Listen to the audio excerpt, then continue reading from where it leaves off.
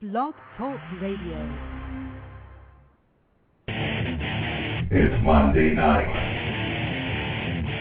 9 p.m. Eastern, on the Blog Talk Radio Network.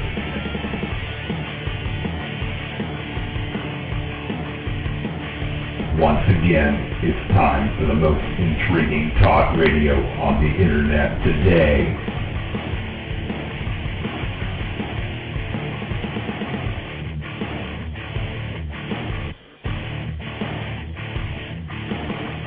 This is Sasquatch Radio.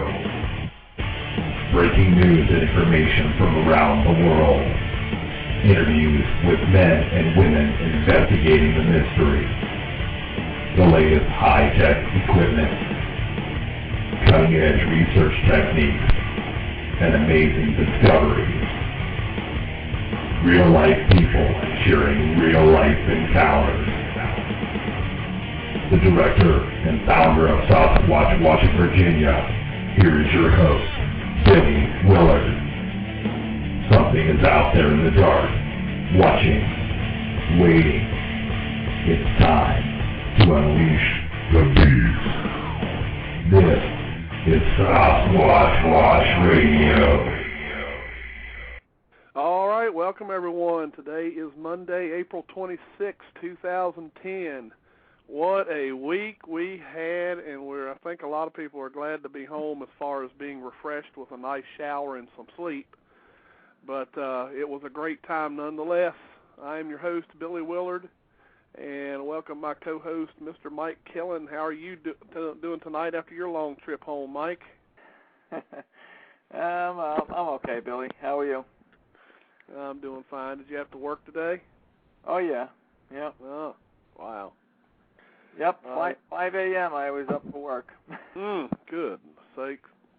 I know you were tired. Yeah. We might actually lose Mike during the show. He might doze off or something. Yeah. Well, if you hear a thunk, you'll know it's the phone hitting the floor. You'll know I nodded off. I was pretty much up to pretty much 3 o'clock every night, and then on the trip, the first night. I was up almost 24 hours because I was up, 5 a.m. that day, and I worked, and then I came right to the expedition, basically. Ran home, changed clothes, showered quick, and on the road up till 3. Yep. So, yeah. A lot of fun. We'll start introducing our callers. We have also with us on the line, which was one of the participants from the American Bigfoot Society, Melissa Hovey. How you doing, Melissa? I'm doing good, Billy. How you doing? Doing just fine. I bet you're tired too, ain't you? Yeah. Wayne and I just rolled into Ohio here at home at about 7:30 tonight. Wow. Yeah, we're pretty exhausted. Wow. Yeah, but I bet that first night in that hotel was nice. Oh, yeah. I always hear people talk about, when they go on these long expeditions, taking a one night in a hotel after you leave the field because it just makes you feel so much better. Yeah. And I never understood it until last night. Yeah. I tell you, that shower, I can't even begin to explain how good a shower feels. I mean, when you can't stand to be around yourself, I know it's bad. I got in that shower and I just didn't want to get out of the shower. It felt so good.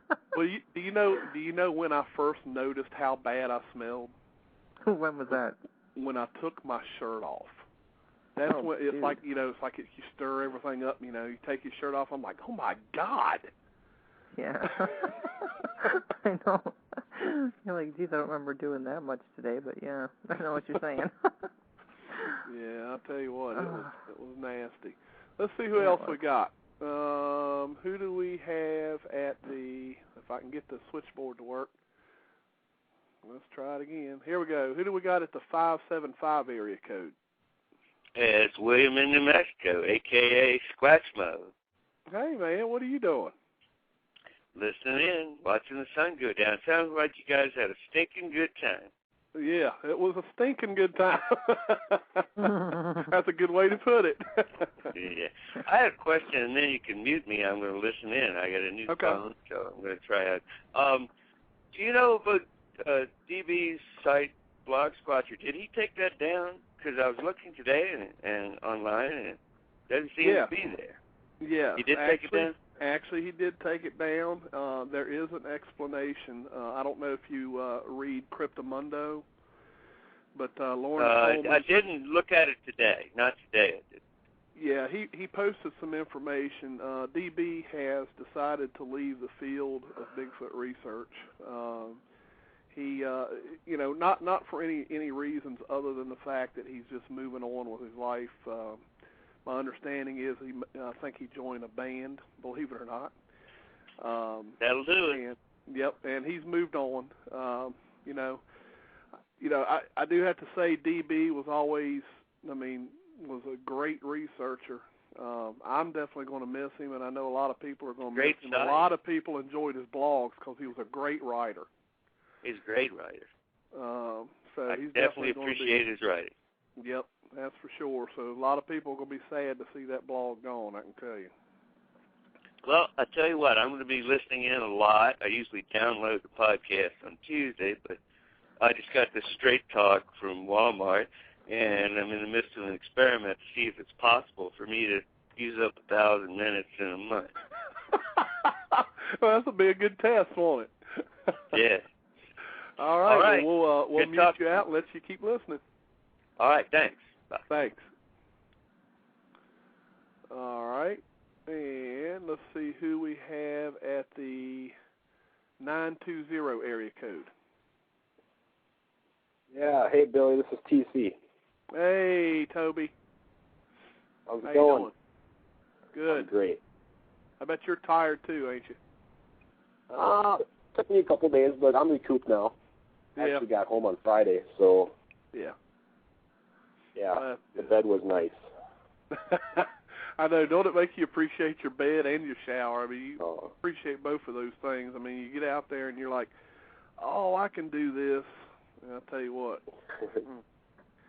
I slept my air mattress didn't want to cooperate during the expedition, so I had to fill that thing up with air every 4 or 5 hours. But other than that... Yeah, those temperatures have a lot to do with that, too. You know, the warm and cold can really affect the air in these mattresses. All right, well, let's see. We've got, so far we've got 4 participants in here. We've got myself, Mike Killen was there, Melissa was there, Toby was there, so we've got 4 people here, so that's a really good start. Mike, since you're the co-host, I'll go ahead and kind of let you start out, giving us your rundown of what you thought about the expedition, and any highlights or anything you want to bring out. All right. Well, I mean, just the whole expedition as a whole, I mean, in my opinion, was a highlight. Just the fact that you had all those different groups there and all those different people from different states, and everybody just meshed together, and everybody worked great. There was no fighting, no disagreements. Everybody was friendly. Everybody was having a good time. Boy, we had some fun around that campfire, I'll tell you. Mostly at Bruce's expense, but we all enjoyed it. Believe me, I'm sure he'll call in and give you his 2 cents on that one. I'm sure, but no, it was just phenomenal, and I just wish I could have been there for more of it. Unfortunately, I was only able to catch the last couple of days, and in fact, I didn't even get to meet Toby and the Squatch Inc. guys because they left before I even got there, unfortunately. So, but I heard some stuff happened early in the week, and I'd say the most exciting thing that happened when I was there was Friday night when I was doing the live show with Bob Coyne, and Melissa was talking to Bob on the phone, and she saw what appeared to be red eye shine down by one of my curiosity lures, and then about a few minutes later, it blacked out for a second. Obviously, something stepped in front of it, and I saw no headlight or flashlight, so I took off at a dead run down there, and if if Alan wasn't careful, he was going to get gang tackled because John and I were were bearing down on him. Yeah, that was pretty funny. Yeah. Give him a little fight. That'll teach him to walk around with no headlight or flashlight. Not a good idea. Especially that was like 3 minutes after they talked about the apparent eye shine down there. So I mean, I was going full bore. You know, yeah. I was going to get down there and see what's what. You know. Right. But I just had a great time. You know, working with everybody, meeting everybody, and you know, going on our hikes. You know, I mean, granted, it was a bit rough in the when we were cutting cross country, bushwhacking, but still always fun. You know, always a good time. And just so everybody knows, I went ahead and I probably should have told you this, Melissa, and I forgot to tell you, but I went ahead because, you know, it's pretty important to get this information out as quickly as possible, and I sent out a press release. I sent out a press release to the Freelance Star up in Fredericksburg, which is the local newspaper of the Spotsylvania County area, which is where this expedition took place. And I just want to kind of go over that with you all. Basically, I sent them some information. I titled it "Bigfoot and Sasquatch Research Taken to a New Level." And this is what I wrote. I said, this past week, April 18th through April 25th of 2010, history was made in Bigfoot Sasquatch research. For the first time ever, 5 separate Bigfoot research groups in the East combined efforts for the first ever multi-group Bigfoot expedition in Spotsylvania County, Virginia. The research groups consisted of Sasquatch Watch of Virginia, the American Bigfoot Society, Squatch Inc., the Northeast Sasquatch Research Association, and the Pennsylvania Bigfoot Society. The expedition took place on over 2,000 acres of private land. There were over 30 participants from 10 states at the event. This expedition was scheduled due to a previous actual Bigfoot sighting on the property back in May of 2009. Since then, several strange vocalizations, strange large footprints, and mysterious game camera photos have surfaced. All of these occurrences urged Billy Willard, director of Sasquatch Watch of Virginia, and Melissa Hovey, the president of the American Bigfoot Society, to organize the first ever multi-group expedition. All of those participating tried new ideas of research, and the cooperation between the groups was remarkable. During the expedition, strange vocalizations were heard, a subject was filmed in night vision video, and one participant had a strange encounter with something hitting his Jeep during the night. A possible footprint impression was discovered behind the Jeep after the incident, and the print was casted. All collected evidence will be analyzed over the next few weeks. Although the mystery of Bigfoot and Sasquatch has not been solved, there was a major accomplishment with this event. For the first time, multiple groups came together for one cause, without the usual infighting found in a lot of the Bigfoot research groups. Everyone cooperated, had a great time, and looks forward to repeating an event of this scale again soon. So I sent that out to the local paper up there, and within probably 15 minutes, I had an email back from one of the editors, and he was upset that he wasn't invited. He's like, why didn't you call me like a week before? I would have stayed out there all week for a story like this. Oh, wow. Well, but sorry. We'll invite him. Yeah, next time we'll invite him. So, but yeah, I think they're going to print. They're going to print it. He is going to call me tomorrow because he wants an interview to complete his story, and we're going to wait because the other thing he asked me for was the property owner's name and information, and I told him, I said, okay, well, there's where we're going to stop because until I get permission from the property owner to be interviewed, because I helped them to appreciate, you need to understand a lot of people, when they have a sighting of something called Bigfoot, people are ridiculed, and they quite simply don't want to come forward and talk to anyone outside of people that's going to listen to them. So I told him, I said, just please understand these people have been ridiculed, by friends and neighbors, and don't be surprised if the answer is no. So anyway, I thought it was a great time, and everybody so far I've talked to had a great time. Melissa, what did you think? First of all, I'd like to take a minute and just, thank the property owner for allowing so many people on her property. And I'm sure that we left it in the same condition that, we found it in, to include a nice new fire rink for the 12-year-old granddaughter. That girl totally rocks. I think both me and Kelly will agree that 12-year-old was completely amazing. So, but first of all, I just want to thank her. She was incredibly nice and very gracious, and it's you don't normally come across people like that, Right. So I mean, it was really nice to have the full support of the property owner and her husband, and and making us feel comfortable enough to be there, Right. So and I thought it was great that she felt comfortable enough with us to stay out there with us a couple of times. Yeah. But by and large, I think it was proof that when we all can get together, regardless of group affiliation, and we have one goal in our mind, which is, to solve this or answer some questions for someone, we can do that. We're perfectly capable of doing that. When everybody got out of their vehicles, they had their eye on the ball. It was, get my tent set up and find out what we're doing tonight. Right.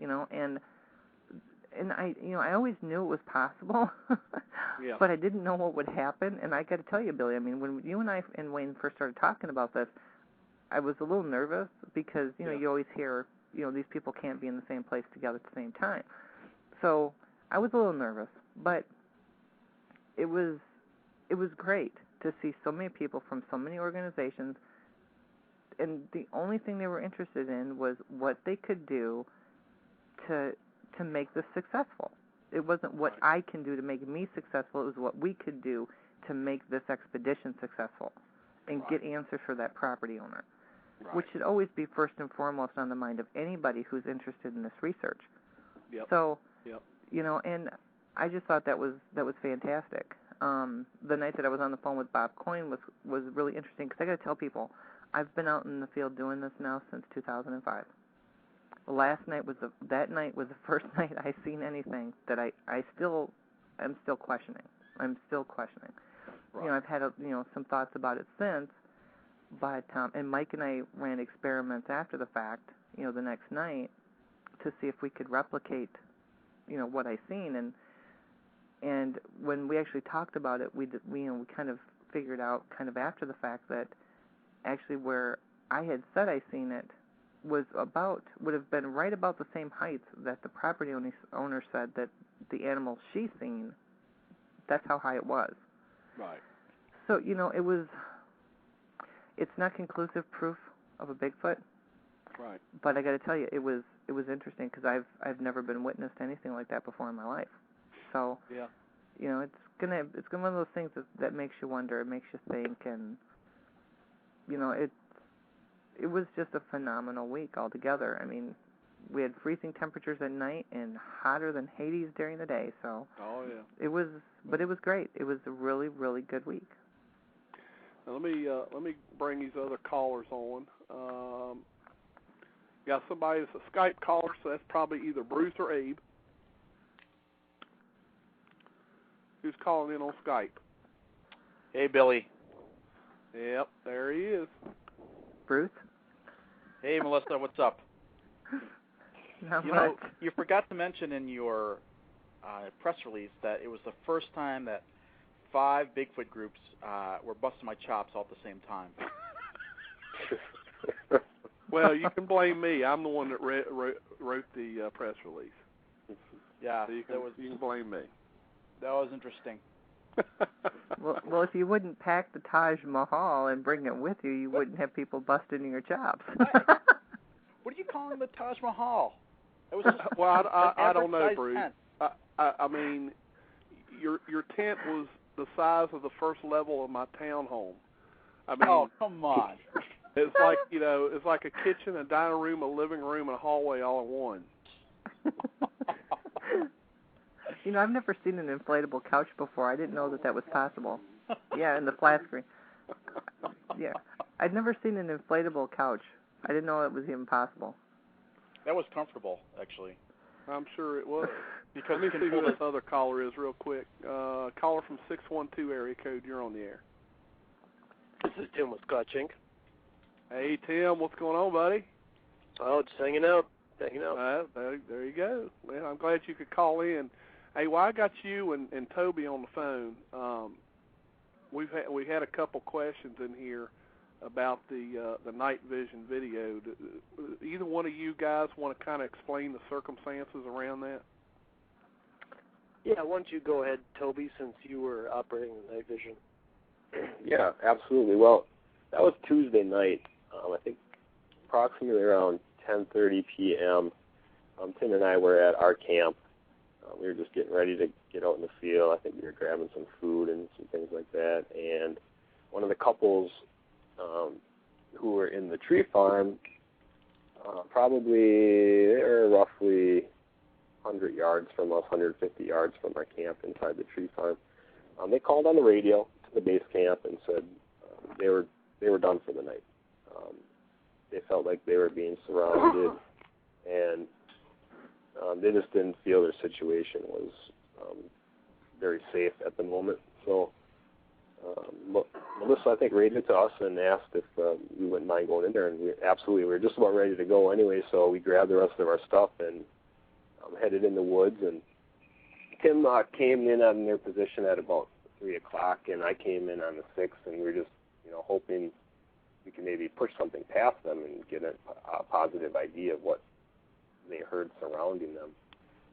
So once we made it to their location, we talked with the couple for a while and just, got their assertion of what they were witnessing or hearing around them. And so we felt it was a good idea to just hang out there for a while and just see what, if anything, would happen. So after that took place, that was about 15 minutes later. The gentleman in the couple, he did a wood knock and did a three wood knock, whatever. And we sat quietly, and about 5 to 10 minutes later, we heard something approaching our position. And that would have been at about our 10 o'clock, somewhere in that area. It would have been to our northwest. And he came in, and it was, snapping branches and nothing too extravagant. Wasn't overwhelming sounds or anything like that. But at that point, I turned on our night vision equipment, and Tim had his H2 recorder running, so we thought. But anyway, didn't really find anything peculiar with the night vision going on. The area was really thick. We couldn't see maybe past 30 yards from our position, and the sounds were coming just on the other side of that. And probably 10 minutes went by, and the sounds slowly dispersed. And so we waited for approximately 30 more minutes, and we called and we requested another wood knock series just to see if we could, if this thing would come back in again, whatever it was, because it seemed to have been drawn in by the wood knocks the first time. So the gentleman did another wood knocks, same succession, 3 wraps, and I swear it was about the same time period, 5 to 10 minutes. We hear the sounds coming in again. This time, the one sound from the same position, and then another one at about a 90 degree from it. So if you can imagine, we're looking forward, and one sound coming in from our left and one coming in from our right. They're both coming in together. Now this time, the noisemaker on the left side was making a lot more racket. Almost seemed like it was just nonchalantly coming through the woods. You could hear it, brushing up against branches. More twigs were snapping. The foliage or the ground was rather dry that night. We didn't have any rain up to that point, so the leaves are very crunchy. And I can remember thinking to myself, okay, well, there's got to be someone's walking up to our position. It's probably just another participant from the expedition. because it sounded just like I expected to see a flashlight at any second. Well, that didn't happen, and so this whole time I had the night vision on again, and I'm taping, and I can't see very much. If you look through any of the night vision equipment, pieces of equipment, all the foliage close to you really lights up bright. It makes it very difficult to see beyond that perimeter. And I was just trying to find the little nooks and crannies in the foliage and holding the camera there, hoping that whatever hoping that the subject would walk into that area and I'd be able to get an ID on it.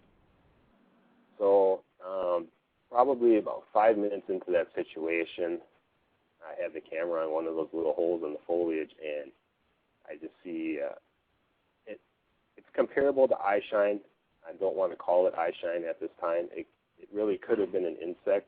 I'm not positive, but it started rising up in that little hole through the foliage, and immediately my heart just started pounding. I'm like, holy, I'm going to get something here, this might be what we're looking for back here. And we continued filming through that whole series, and the subject on the right, we never heard leave the area.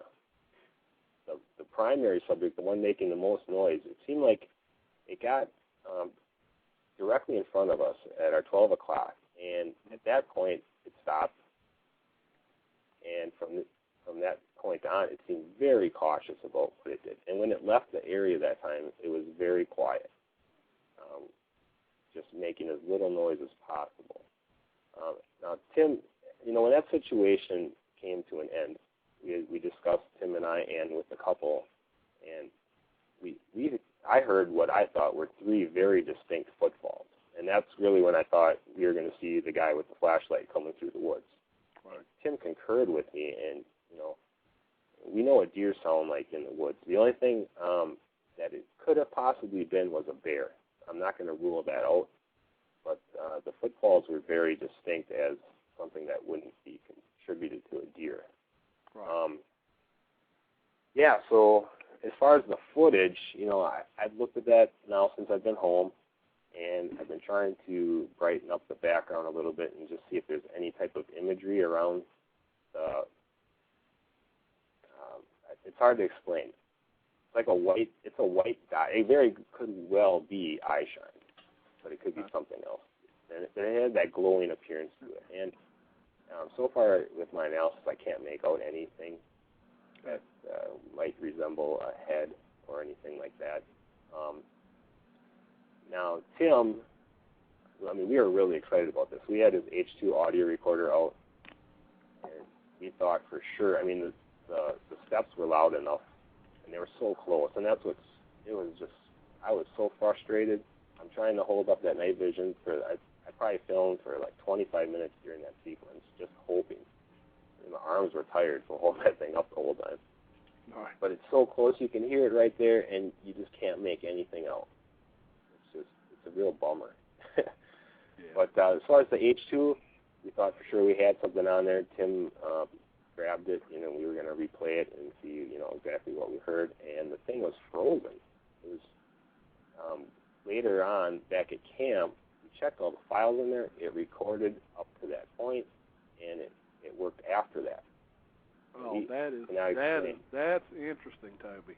It's very interesting because the thing worked great the whole time we were out there, and the past 2 nights we used it. It was cold out.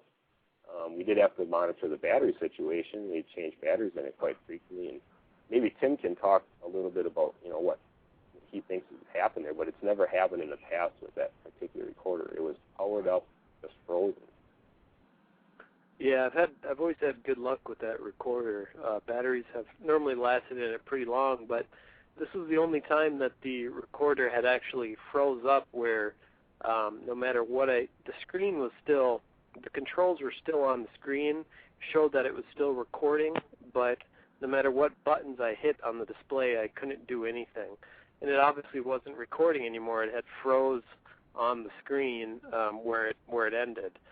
So when I tried to power it off, nothing happened. The screen stayed as it was, and I couldn't do anything to change the screen until I took the batteries out. And I think that what happened was once I took the batteries out, it erased the memory that it had stored on it. So we lost that. We lost the subject coming through the foliage, which was pretty unfortunate. I had a night vision Sony camcorder going at the exact same time with an infrared flashlight mounted on it too, and didn't capture anything in that, but I think the audio from the recorder only captured my sound, which was, I was kneeling at the time, and then when the subject started approaching, I slowly rose to try to get a better shot with the camcorder, and I think that's the only sound that it picked up. But in the end, we may have gathered, three really solid bipedal footsteps, which would have been great, but that would have been it. So. Yeah, we had no visual, documentation of whatever was back there. The next day, Tim and I did go back in the daylight. We deployed our trail cam in the general area. We thought we heard the sounds. We did check for any type of tracks in there. There were some deer tracks. They were rather fresh. I'm not sure if they were from the night before or not. But like I said, deer make a distinct sound when they walk because of their hoofs. It's more of a piercing type punch when they step in. I mean, these were kind of, the ball of the foot would hit, or the heel, and then up to the toe. Just three of them that were like, wow. And like I said earlier, that's when I thought I was going to see someone walk out with a flashlight.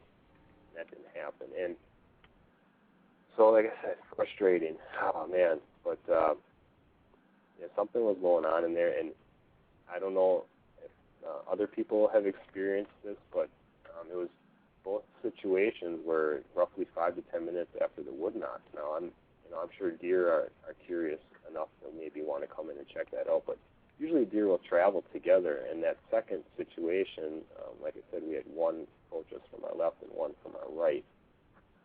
And the only time I heard any more movement from the right was when we tried some wood knocks again one more time. I think it was about a half hour later, and I just heard, it almost sounded like something rolled over in the leaves from that subject on the right, but never heard anything leave. So before we packed up that night and left that area, I did walk through there and didn't kick anything up. So. Well, I know. When I heard that you all thought you got something, I was like, "Oh man, that is great." I was hoping that you would get it home, be able to lighten it up in the background or something, and actually see what was back there. So I guess you already tried doing that. You tried to lighten the background and just. Yeah, I did try a little bit. I didn't put it on my really good monitor yet. I'm going to try that in the next day or so. I did find on the first clip we ran with the Yukon, when the first subject came in, I do have something similar to what I caught on the second clip. And this time it actually it brightens up and then goes dim and then brightens up again. And there's nothing blocking the infrared spotlight, so it's not a matter of a shadow. And that one has me even more intrigued, and I will send that to you, Billy, and you can have a look at it. But it would almost indicate that something was closing and shutting it, closing its eye. Right. Yeah, and I think something. Go ahead. Oh, go ahead. Something interesting that I picked up on that video was Toby's scanning the tree line, and he's scanning to the left, and you can see he's scanning a little low, and right at the first second, you can see that glowing object, the infrared spotlight's below it, and then as soon as he rises the cam and gets the dot in full light of the infrared light, it's at that moment that the dot moves, which I think is really peculiar. It's almost as if something was there watching, and as soon as the light hit it is when it decided to move. It wasn't as if it was already moving prior to the infrared light hitting it. It was as soon as the light hit it, it started to move. It slowly drifted up, I would say about 2 feet, and then it banked off.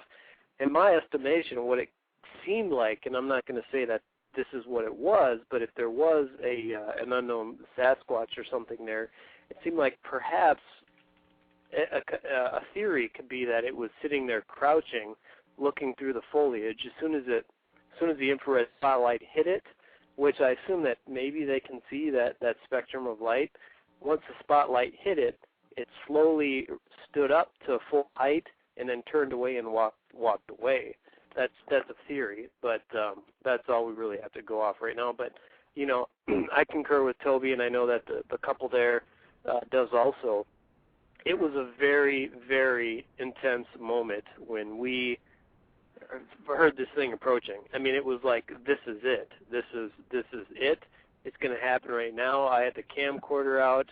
If anything would have walked, if I would have seen anything, I would have blasted it with my spotlight and got it on video, or Toby would have got it on the night vision. I mean, it was like there's either a person coming out of those woods or it's an unknown bipedal creature. It was very intense, and it was we for sure thought it was either or, and it was a pretty amazing situation, and I'm just as frustrated as Toby that we didn't see anything as much as a deer or find any sign as much as a deer or a bear. It's just very frustrating. It's like whatever it was extremely stealth and knew what it was doing and was able to avoid us very well. So. Yeah, it's. I'm sure that that was some good excitement for you all. I know it would have excited me quite a bit. Oh, let's see. I just want to say that it was a pleasure actually to meet the Squatch Inc. guys. I mean, you really impressed me as being really hardcore. I mean, you did like what, a 20-mile hike the first day you were out there. I mean, you guys are pretty hardcore out there. I don't know if it was 20 miles, but yeah, we were, we did the topo research out there, and the satellite images of that tree farm, just a vast area, and we really wanted to explore that. Well, there's some prime areas in there. Well, I got there on Wednesday, and someone had said, "Oh yeah, the Squatch Inc. guys are here, and they already captured the Bigfoot, tagged it, and re-released it into the wild, so we can all go home now." Yeah, don't we all wish. Oh man! But yeah, it was cool meeting you guys. Thanks. It was great meeting you. Yeah, it was a pleasure, Bruce. Yeah, you all have got Absolute a new. Pleasure. Y'all have a new name by the couple you're talking about. They call you all the Sasquatch Ninjas. Oh no! Oh no! Good. Well, hey, it's better than being called a squid, isn't it? I guess. I was called that too a few times. Oh, all right. Let's see. All right. Well, Bruce, that's another question that I've been seeing going around here. Do you want to discuss at all that game cam photo? What you can make of it. I know we both looked at it. You want to give your opinion of it or whatever? Well, sure. Do you think it's premature or should? Well, no. Just all we need to do is discuss what it can't be. I mean, okay. When you look at it, you can tell what it can't be. Okay. Well, let's do you want to give the background on that? How we came about that game cam pick? Well, yeah, the pick came from not the property owners where we were doing the research from, but it came from some of the neighboring property. A game camera photo was captured about a year ago along a field by a wood line, and the picture was on a computer, and Bruce, with all his computer expertise, was able to get those photos off of the hard drive. Their computer had kind of gotten a virus and had ruined the computer, so they couldn't get the computer started up. So thank God we had Bruce there with the Taj Mahal and the all the materials that Hewlett Packard carries to be able to get those photos saved off of the hard drive. Well, basically the photo, it's not a Bigfoot creature. We can see that, but quite honestly, we really don't know what it is. Yeah. I mean, well, whatever it is, it's not touching the ground, like you said, Bruce. It's floating, and it's nothing touching the ground. Well, it's interesting because the photograph, the picture, they have that camera facing an open field, and the field has some rolling hills to it, some rolling topography, but very slight. And in the background is just a line of trees and the hedge. And something set off the camera so that it took 3 photographs in under a minute.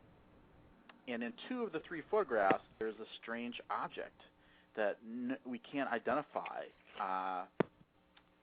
and it doesn't appear to be, in my opinion, doesn't appear to be an animate object. And but it's in 2 of the 3 frames, and it looks as if whatever it is it's not touching the ground. So, I think it just might be one of those, mylar balloons that may have been blown into the view of the camera, set off the camera, and by the time the camera actually took the photograph, it was down the field a little ways. Yeah, it was definitely an interesting pick. I mean, it had our attention there for quite a while. So, but see, the problem, folks, with some of these game cameras, and that's true of this one, is that game camera only takes pictures, and it's only 2 megapixels. And when you try to zoom something in from that kind of distance, as everyone knows, it gets pixelated quite bad. So you can't get a real good clear look at what is actually in the frame. So, but I mean, again, it was interesting, and it was a great learning experience, I think, for all of us. To be able to get a game camera photo and actually be able to do an on-site analysis of that photo, I thought was great. And Bruce was the mastermind behind that, and you did great work, Bruce. Thanks, Billy. So everybody knows, Bruce even went to the extent of fixing the people's computer for them, so now they have a computer that works. Well, I had to make a copy of the hard drive. I basically had to remove the hard drive from the computer and attach it up so we could extract the data off of the hard drive. And only after that were we able to actually see the contents of the hard drive and access the game pick. And that took several hours just to get that done. But it was interesting. It was pretty exciting, wouldn't you say, Billy? Oh, it was definitely exciting. I mean, we were on pins and needles just waiting to pull that photo up and really take a look at it and analyze it. I mean, it was really fun, and it was very interesting. Like I said, it was a great learning experience. So, thank you so much, Bruce, for bringing every piece of equipment that Dell owns and helping us out with that. Anyway, the first thing I asked when I saw your setup, Bruce, I'm like, what did he drive here to bring all that? Oh, he just got that Ford Explorer. I'm like, what? Oh, wait. I've got to have I don't know how he got it all in there. I think he must have used some kind of big, oversized shoehorn or something and just shoved it all in there. I don't know. All vacuum sealed. Yeah, vacuum sealed. That's what it is. He shut all the doors, and then he's got his exhaust pipe hooked up into the truck so he can stick the vacuum to it. Right. Seal it. Space bags. But definitely interesting.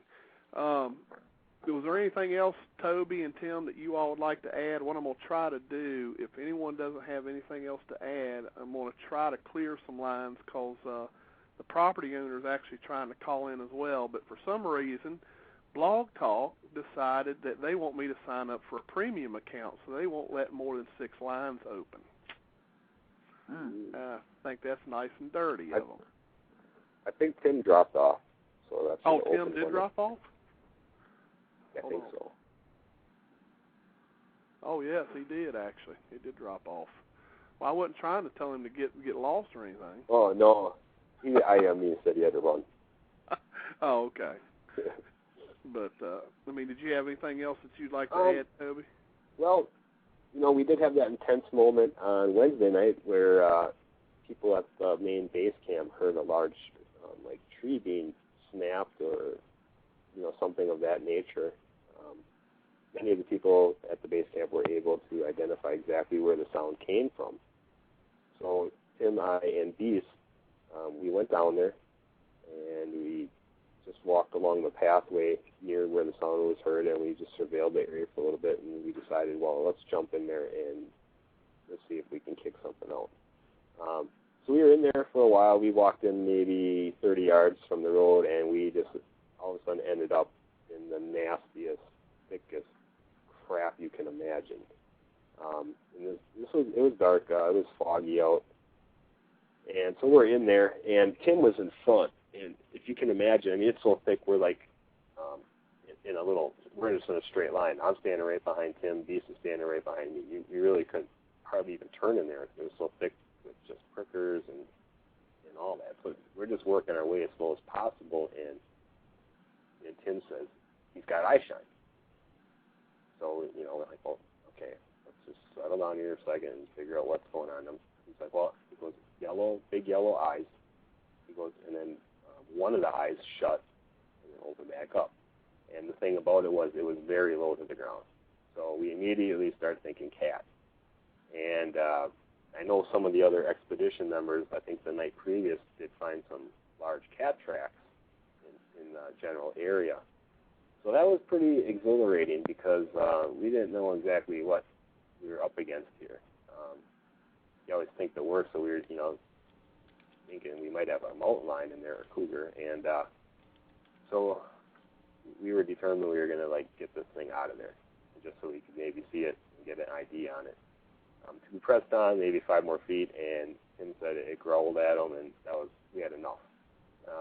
We felt that we were really starting to tick this thing off.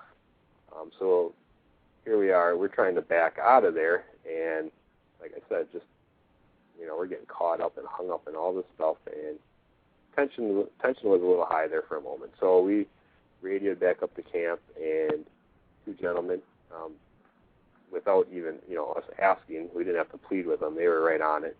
They immediately came down to our spot and came in from a different angle and to see if they could maybe flush it out of there. And after all was said and done, I don't think anyone saw the creature, but one of the guys there was fairly knowledgeable about cats, and his assumption was that it was a bobcat. But we did find a fresh snap, which correlates back to what the people heard at the camp. It was a smaller pine tree, about an 8-footer, and it was snapped up about 5 feet off the ground. Now, we don't know for sure how fresh it was. One guy thought it was a day or 2. Even so, it was still fresh. But there's also a lot of widowmakers in that area from all the storm damage, so something could have fallen out of a tree and made that sound as well. But Tim and I actually did an experiment the next day, and we found a similar-sized tree, and we snapped it. And what we found was really quite interesting because at the night when they heard the snap at the camp, and we found that tree, we photographed it and made notes about how the sap was running out of it. And what we found the next day when we did the experiment is the sap had beat it up the same way within 10 to 15 minutes. So we found that rather interesting. I don't know if cats will snap a tree like that. They are rather soft, but when we snapped the tree, we had to actually cut a slit in it because if we tried just to snap it, it would just bent the whole tree over. So that was rather peculiar.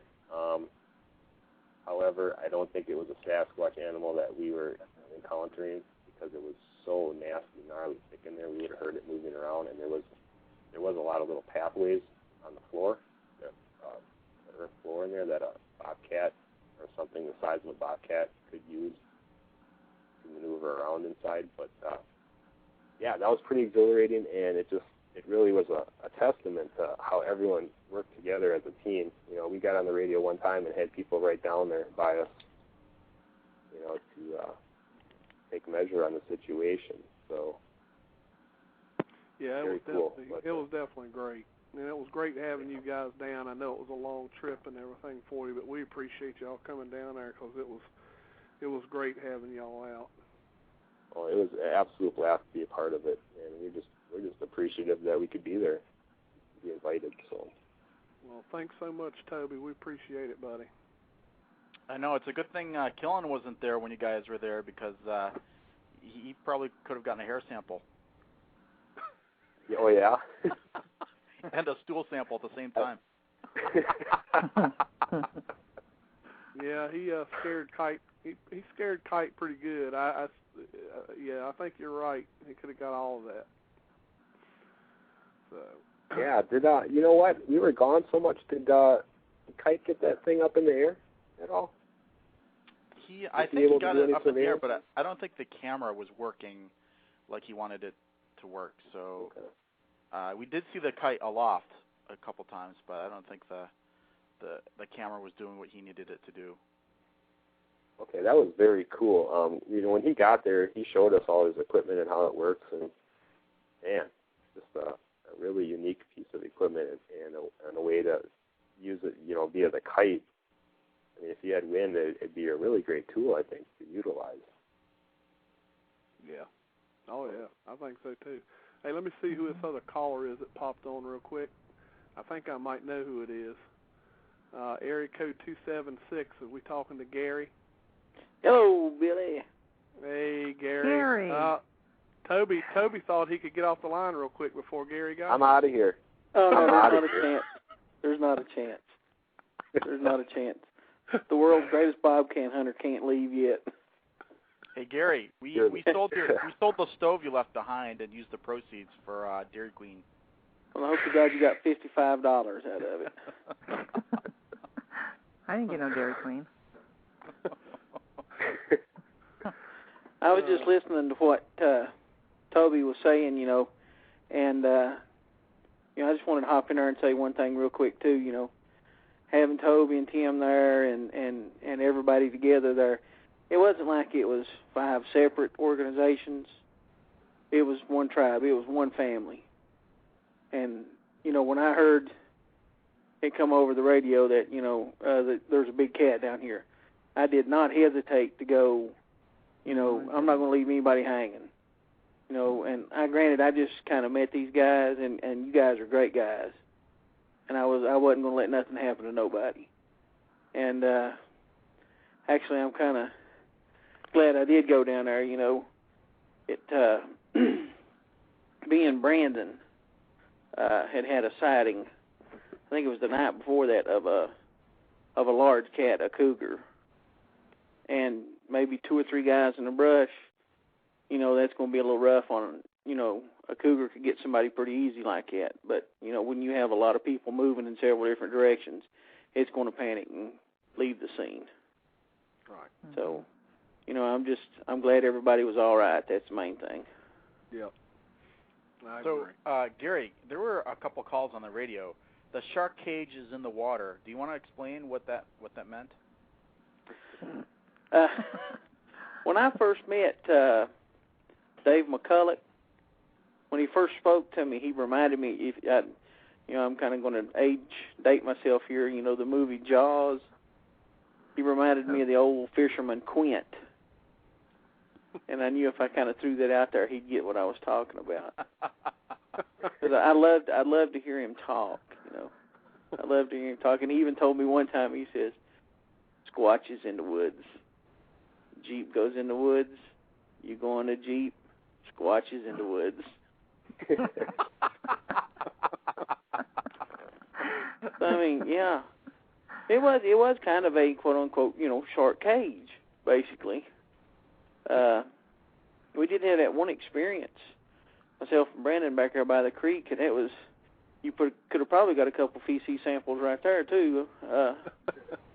We had pulled into a trail and turned around and backed in, and gotten in close to it was actually just like a small, almost dry creek. I mean, it wasn't very wide at all. And we were backed in there, and we were listening, and we'd heard some vocalizations and maybe some footsteps around us and stuff. Something ran within 10 feet of the Jeep, like within the first 10 minutes we were there, and we couldn't see anything. And so, that's enough to get your blood flowing. Well, we start hearing, Alita and them doing their wood knocks, and then all of a sudden there's like movement on both sides of the Jeep. And Brandon, sitting on the passenger side, he's got his head stuck plumb out the window, looking around. He's trying real hard to see something, and I've got my ear kind of hanging out the window. I'm not sticking my head out the window because it's not going to drag me out by my ponytail, I'm telling you now. But we were just sitting there, and then, I don't know, we'd maybe been there 30 minutes maybe an hour at most. And then all of a sudden there was this large thump, and the Jeep rocked back and forth, from side to side. And Brandon turned around and he looked at me and he said, "Did you do that?" And I said, "No, I didn't do that. Did you do that?" And he said, "No, I didn't do that." Well, we kind of let things settle down a little bit. We got out and got to investigating around, and we found a track in the creek behind the Jeep. And we went back out later on with Dave McCulloch, and we just got to checking it out. And the best thing that I can figure, based on the way we tried to rock the Jeep and the different things that we did to try to recreate the noise by slapping the bumper or slapping the side of the Jeep or whatever, was something actually physically reached out, slapped the back tire, and slapped it hard enough that it made the Jeep rock. It was the spare tire on the back. Slapped that hard enough to make the Jeep rock. I bet you were gripping the seat in more ways than one, wasn't you? Yeah, I've got to do a little patch repair on some upholstery in there. Well, I can attest to that because we went down there later with you, Gary, and yeah, your Jeep was probably scraping brush all the way back there. You guys were in there pretty tight. Oh yeah, and then, that which it's kind of shameful to admit that I got stuck. I was trying to take you guys back around through there, but thank God Brandon was there to bail me out. But there was a big open spot right behind us, and I mean from where the Jeep sat at to that open spot, anything could have moved up behind us without making a sound. I mean, it's just that open behind us. And, I figured we were right there dead in the middle of this big, thick, gnarly stuff, and I mean, not 20 feet behind us, you could have built a house. And, that's probably the strangest thing. Right, that and Billy getting me hung up with the orbs, that's probably the strangest thing that I've been through in my life. Later that night, initially when I was on the scene, Brandon was with, and he said, well, that you hung a glow stick up in that tree where you had the Jeep. Yeah, we did. Yeah, and we got back there, Brandon's like, I can't see the glow stick. He's like, you could see it from the trail up here. So we gradually get closer, and here, the tree you had the glow stick on was wrapped around a large tree next to it. Like something had to physically move the tree with the glow stick around the backside of this tree. Mm-hmm. And I saw Brandon pull it out. He had to, use a little force to pull it out. And so we just tried to replicate the scenario. What if maybe you backed over it or ran it over with the Jeep on the way out? Could that have moved this tree behind this other tree? And the only way we could get it to do or go into the position that we found it was to take it with our hand, move it, back around the tree.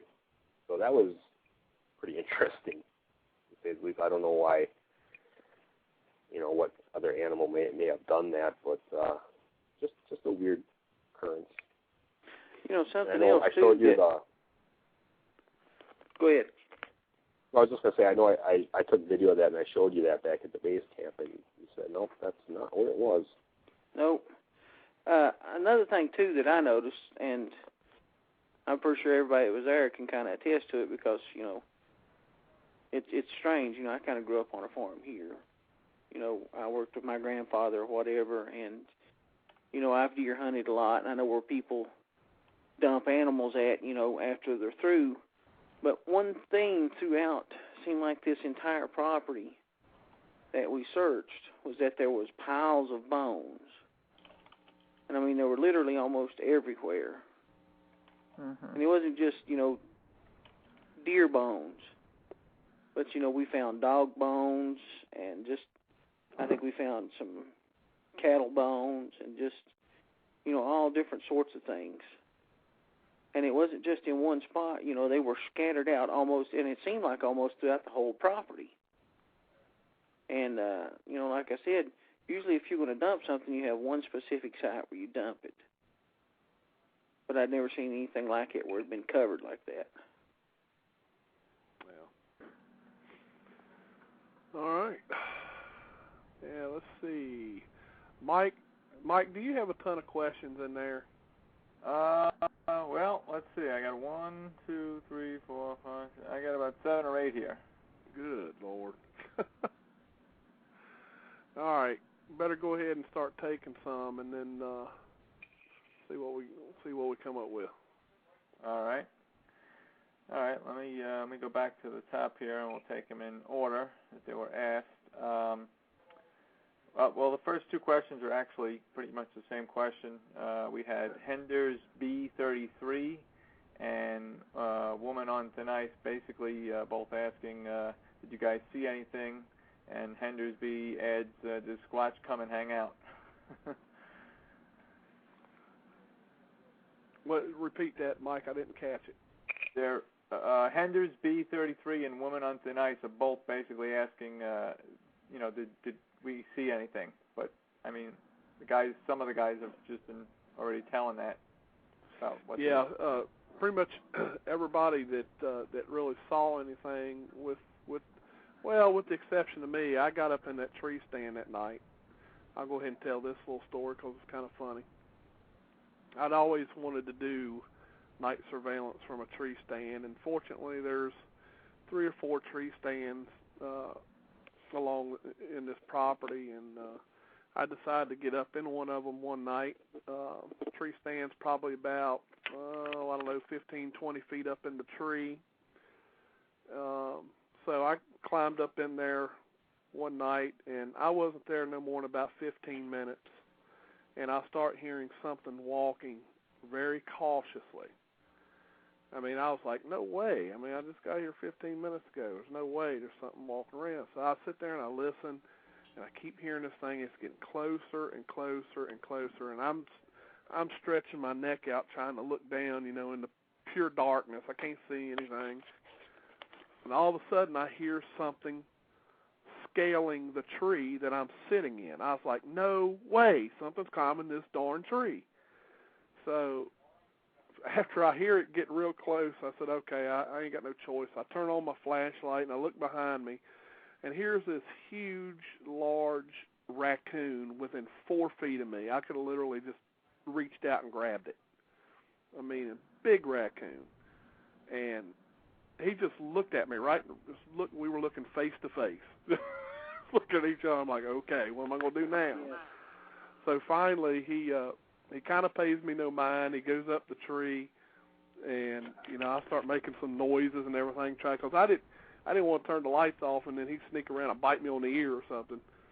So he finally got down out of the tree and took off. But I couldn't believe that thing didn't know I was in the tree. I mean, he literally just climbed right up the tree, and I think if I wouldn't have turned my flashlight on, he might have crawled around there and tried to sit on my lap. I swear, that thing had no clue I was there.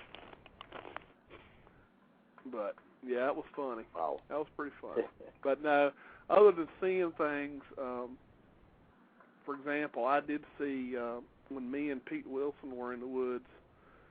I did see something that I personally thought was just a red LED light, because some people have the headlights that has the red LED light, and I could have swore that somebody with one of them lights passed in front of me, so I radioed in to find out if anyone else was up in the wood line where we were at, but nobody was. So I don't know what that was, but other than that, I didn't really see anything. So.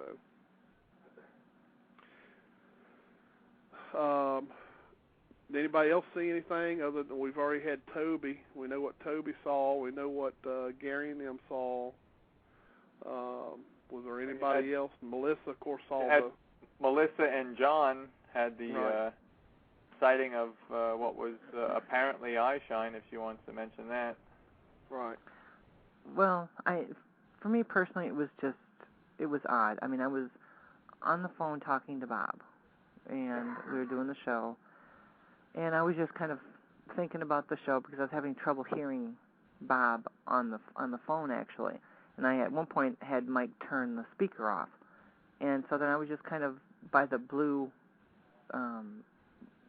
overhang thing, and I was just looking off into the woods and looking off towards the pond and walking around like a little circle, trying to hear Bob. And then I just remember stopping and looking off at, and then it's when I noticed the pinwheels. They're lit up with different colors, and I just kind of stood there and stared at it because I thought it was kind of cool. I'd never seen anything like that before in the woods, and so I just stood there and stared at it and was talking to Bob when all of a sudden, just out of nowhere, it was two very distinct and sharp edges, red lights that seemed to move in unison. They stood there, looked in my direction or towards the direction of camp, went down, partially covered the pinwheel, went back up, and then I could see it would have been the right and then the left just kind of turned to the side, and it was gone. And they were bright. They were bright. And I didn't even have my flashlight at the time. In fact, my flashlight was sitting in my chair over by the fire. And I don't know what would have caused that. I mean, and they weren't small. It was not small eye shine. It was not low to the ground. I guesstimated from where I was standing that the eye shine was at least about 3 feet above the pinwheel, 2 to 3 feet above the pinwheel. And then Mike told me later that the pinwheel was about 4 feet off the ground, which would have put it at about 7 feet, which is what the property owner says was the height of the animal she's seen. So, I mean, what it was, I don't know. We went down there, we looked around, didn't see any, footprints, but there was a lot of forest litter. Didn't hear any vocalizations or anything like that. So, I mean, I don't know what it was. I have absolutely no idea what it was. But I know it was not an LED light or a headlamp or anything like that, because the next night, like I said, Mike and John went down there with their headlamps. And, in fact, Mike took mine just to see if, 2 red LED lights or headlamps would cause the same effect. And absolutely different. In fact, I told Mike, I said, you might as well just come back because that's not it. And he only had one lit. It was like, I didn't know if it was from my glasses or if it was from the light itself, but it had kind of like a halo going out on the edges. And this was very defined circular glowing red. It was extremely defined. Looked just like eye shine, but larger. So I don't know what that was. And I'm open to ideas. So if anybody has any, please let me know. Right. Yeah, I kind of knew you'd seen something. What do you mean? Well, I mean, when you came over and you started talking about it, I was pretty sure you saw something. So. Well, my first instinct, like I said to everybody, was, when I got off the phone with Bob, I went and I almost said something on the radio with Bob because I was completely freaked out by this, and because I don't ever see anything, nothing of any, anything interesting ever happens when I'm out in the field. But when I got done, I thought, when I seen it, I thought, well, maybe John is down there messing with the pinwheel, checking the batteries or doing something like that. So when I got off the phone with Bob, I went directly to John and I said, were you down there messing with the pinwheel? And he said, no. I said, are you sure? And he said, yeah. He says, I've been up here, by our tent site, for quite a while now. And I said, okay, well, let's go get Billy. I didn't know what else to do. I mean, I was totally stunned by what I seen. I mean, that totally shocked me. Yeah. So, and I'm still stunned by it, and I can still see it like it happened just, 2 minutes ago. It was just one of the most shocking things I've ever seen. Right. And by the way, Melissa, as far as I'm concerned, you definitely should have blurted it out right on the show, because that would have been great. You guys would have loved that, huh? Oh, that would have been great, because you know what? When something like that happens, the emotion comes out right in your voice. You know what I mean? The shock of it all and everything would be registered in your voice, and it would have been a great moment. Yeah, that would have been a great moment to have me shouting across the campsite, "Hey, Billy, get your butt over here!" Yeah, that would have been a great moment of radio.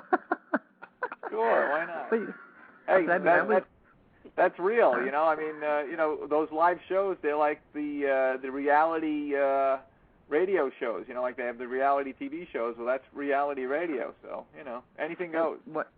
And what I think is interesting about this, like I said, was the height comparison to what I seen in the witness, and also the fact that JC was in that area a night or two prior, and he heard movement in that area.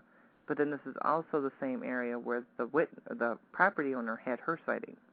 Right. So I found all that kind of interesting as well. I mean, it's not conclusive. I have no idea if it was a Bigfoot or not. But at the same point, it was interesting. You know, it was something that I could actually take away from an expedition and say, you know.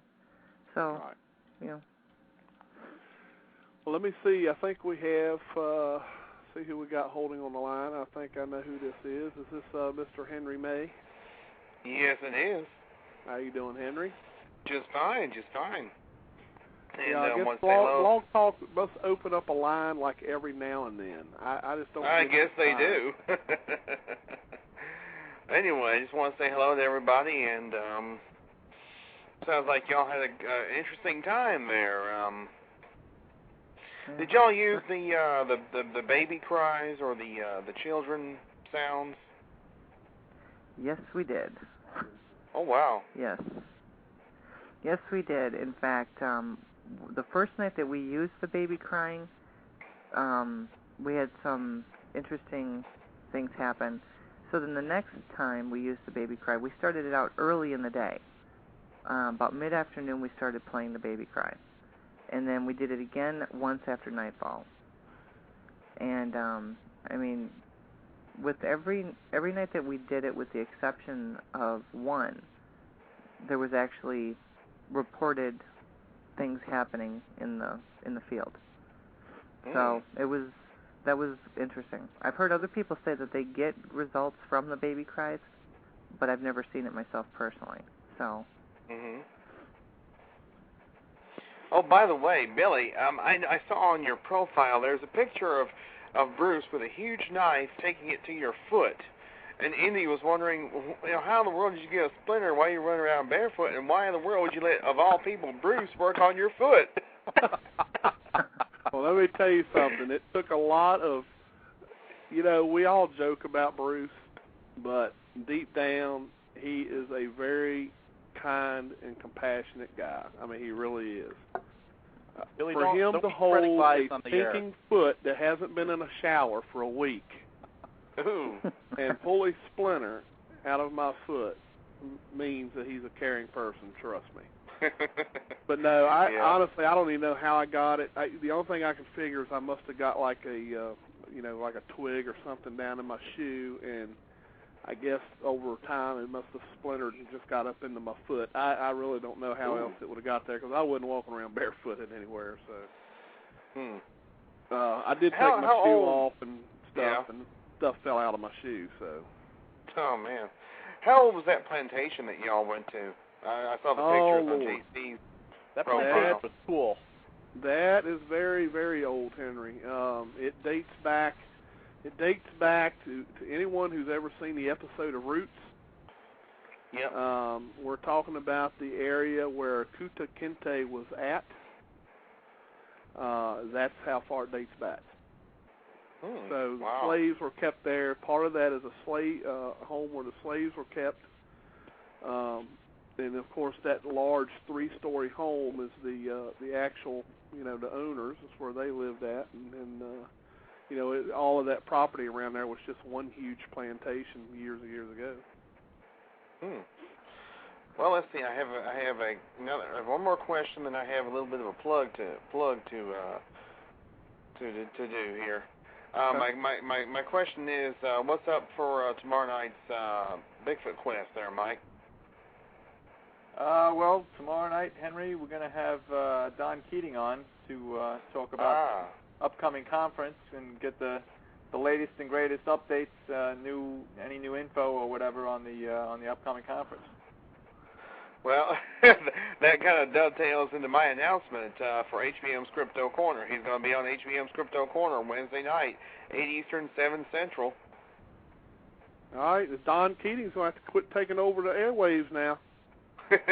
Yeah, he was just on Jody's show last week. Yep. Well, that's all I have, guys, and I'll see some of y'all in about 2.5 weeks. Yep, we'll see you, Henry. Yep. Y'all have a good one.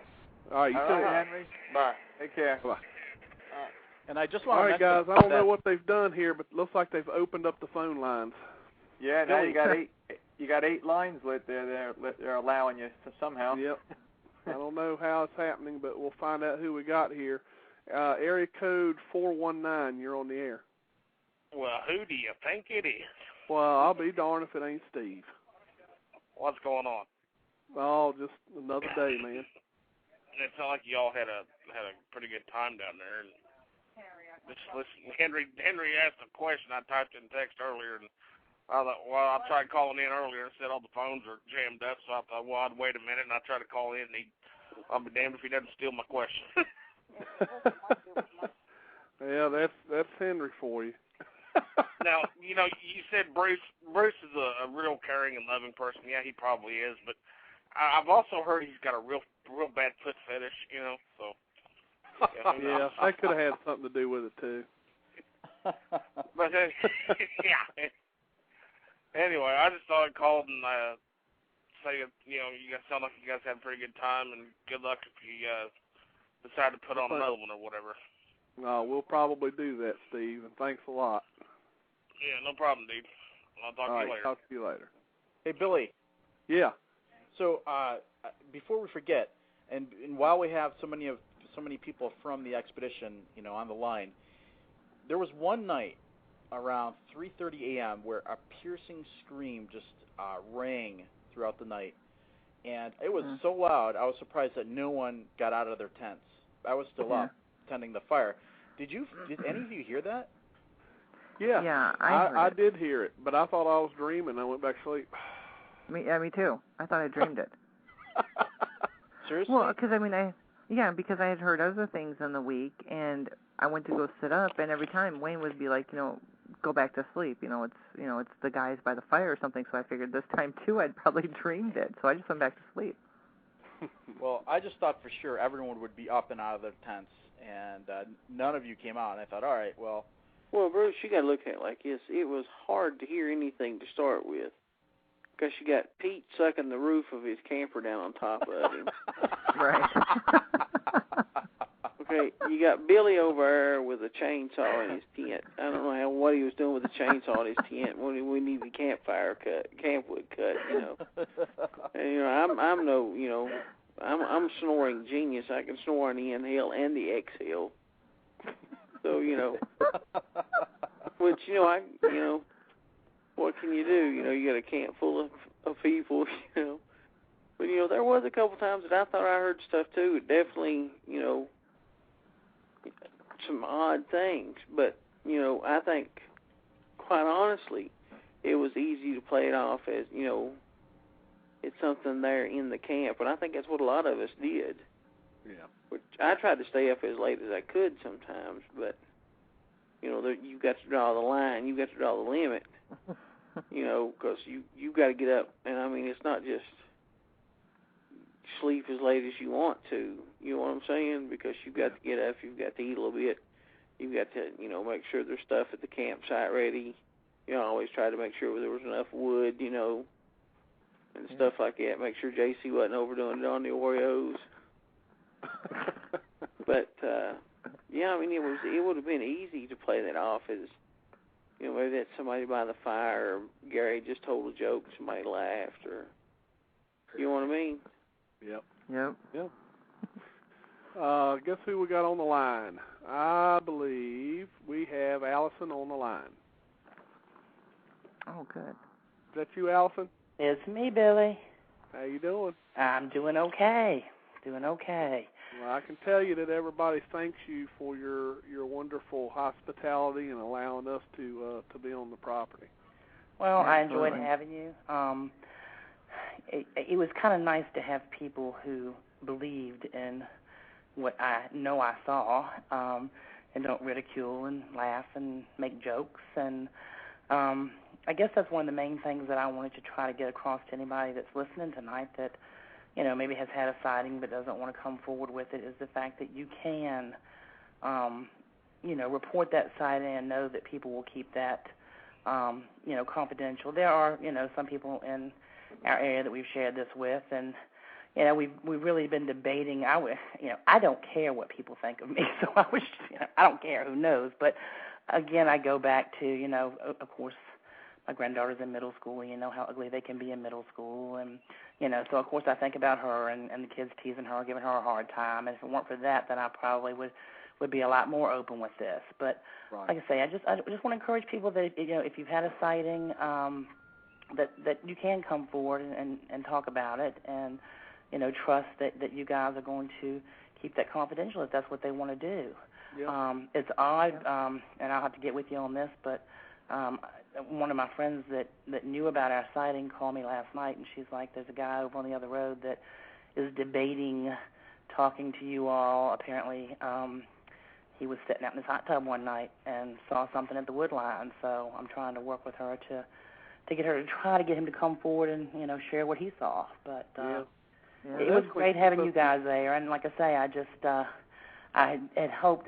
The main thing, like I say, I figure with that many people, it would be hard to actually get a sighting, because I think that's something that's you're almost going to have to sneak up on this creature, or you're going to have to catch him when he's so curious that he's looking at you. But like I say, the main thing is if you could just hear it. I've heard that we've had these vocalizations 3 times, and it's no doubt, in your mind when you hear them what they are. So I was glad that you all were able to, and of course Gary's experience, that kind of made the week. Yeah, that definitely did. Yeah, that kind of cost me a pair of underwear too. Ellie, one night you had some of your neighbors drop by, and that was really interesting because it seemed that they had stories of their own, and even though there were a few neighbors who sort of didn't want to admit it, it was almost as if they were looking for answers to some questions that they had. And that's what I say. I think they were feeling you guys out. They are asking questions. The questions that they asked were very pointed questions that led me to believe that they've seen or heard something, and I think that they were there kind of feeling you guys out, and that's what that was all about. Yeah. Well, I'm glad that they did come over, because we got to hear some other sightings in the area, and that was great. So it just shows that Alice, you're not alone. I mean, there's other people out there that have seen or heard something strange, and they're just not sure what to make of it. And so, the whole area out there is great. Well, it's like I told you. Had I been alone, I probably would not have mentioned it to a soul. Because it's like, she's smoking something, drinking something. you know the things that people say, but being that there were 3 of us, it's like, okay, along with a 12-year-old, I thought, maybe people will not give us such a hard time, but there are still those that do. But, the thing is, I know what I saw, and to me, that's all that matters. Yeah. Well, I'd like to chime in a little bit there, Billy, before Allison goes. I took a lot of ridicule at my work, where I worked at, because of my enthusiasm, towards my Bigfoot. And I even, had a sighting and everything else. And my theory on it is a lot of people say, why do you waste your time looking for something that doesn't exist? And my theory is if you can prove to me that it doesn't exist, I'll stop looking for it. Right. Mm-hmm. So, stand by. I know what I saw. I know exactly what I saw, and, nobody can convince me otherwise. Right. So, prove to me that it's not there. That's why I'm out proving that, or trying to prove that it is there. Right. So that there's evidence, but you can't disprove it. Right. And that's the thing of it. I know what I saw. Yeah. I know what you saw the same day, the same time, and, we weren't all hallucinating. Granted, there may be variations in color, or sometimes even in height or whatever, But, the body descriptions are basically all the same. Now, there's not that many people from all over the entire world that are hallucinating the same thing. Right. Yep. I agree. Yeah. Well, all right. Ellie, before you go, I just wanted I've said this a couple times, but I really do want to say thank you so much for being such a gracious host and for the food that you brought, and just, it was really a pleasure meeting you, and I know I can speak for the group in saying that we really appreciated your hospitality. We enjoyed having you. Anytime. Enjoyed having you there. Yeah, thank you so much, Allison. We've got somebody else that's hanging on the line here. Let me just grab them real quick. Area code 913, you're on the line. Hey, Billy, it's Pete. Hey, Pete. Uh-oh. I tried to get in earlier and couldn't get in, so I thought I'd give it a shot. Yeah, well, you must have overheard Gary or something talking about your caving in the truck or something. Well, that's all right. I know as soon as he comes over with $55, he can get a Coleman stove. Well, they done sold it. They done sold it? Yeah, they already sold it and bought Dairy Queen. I'll tell you what a great week that was. I mean, we had all the people that came from all the different groups and everything, and I'm sure as everybody's already said, it was a lot of fun, and I know I enjoyed it, and got a chance to we didn't see Bigfoot or anything. We did have a lot of wood knocks and various sounds we heard. I personally got a chance to see the orb that I saw, which was something that I've never seen before, and that was kind of cool. Just a little icing on the cake, if you will. Yeah. And but really, it was well done, well put together, and just a whole lot of fun and great people, and it was fun working with everybody. Yeah. And we it was pulled off. It's something that I don't think a lot of folks thought could be done, and it pulled off, and it was successful. Oh, it was definitely successful.